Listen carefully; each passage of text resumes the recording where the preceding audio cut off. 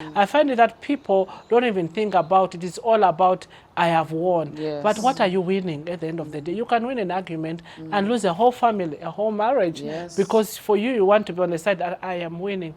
I remember at a certain point, I was like to my husband, you know what? My heart, I would want this girl to study abroad. And I was talking about Miracle. It's like, I want her to study abroad. And that's what I wanted.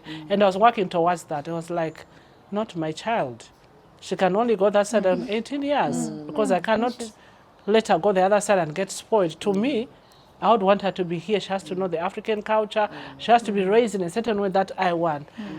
And for me as a mother, I had already looked at so many things and I was like, okay, we are ready and stuff like that. It was like, please slow down. So you had to compromise. Yes. So like she has said that I had to sit down and listen and ask, okay, why?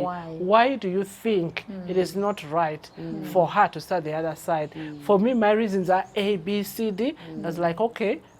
So I thank God that I was able to sit down and listen. At the end of the day, as much as I wasn't that convinced, because I felt like I could still parent and be the mother the way I would want, even the other side. It was like, no, look at A, B, C, D.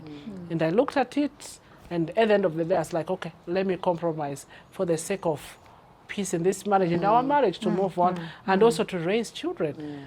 But as me, I was convinced.